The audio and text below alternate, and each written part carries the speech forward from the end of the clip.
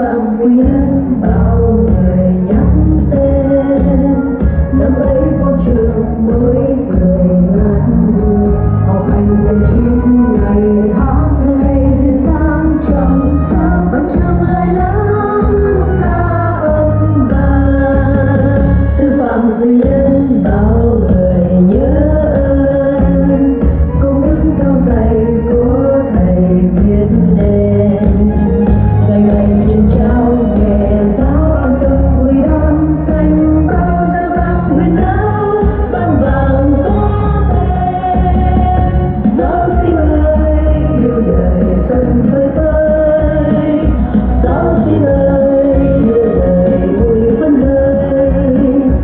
đời cùng đó cho được an khổ mình cùng nhau muôn đời gắn bó yêu đời sao trước yêu đời bé thơ sư phạm quy nhân ai hoài vẫn vương đến cuối ra trường đi về bốn phương người buồn nhìn nhau thầm nói chung tay chung sức chung lối vinh quang bao tới sư phạm quy nhân.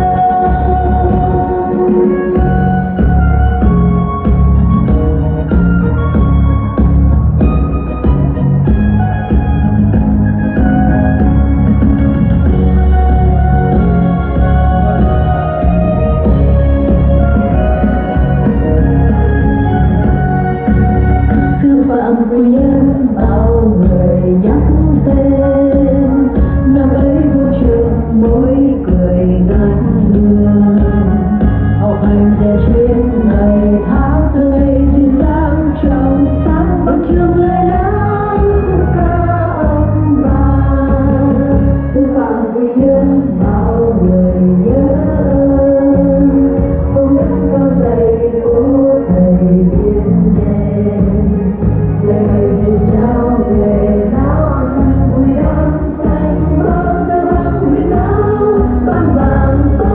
tên giáo sinh ơi yêu đời xuân phơi phới giáo sinh ơi yêu đời vui phấn khởi đời cùng đó cho dân khổ mình cùng nhau muôn đời gắn bó yêu đời sao trước yêu đời bé thơ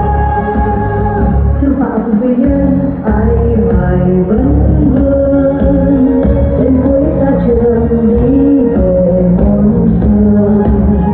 vui buồn nhìn nhau thầm nói chung tay chung sức chung lối vinh quang mong tới sư phạm quy nhân vui buồn nhìn nhau thầm nói chung tay chung sức chung lối vinh quang mong tới sư phạm quy nhân.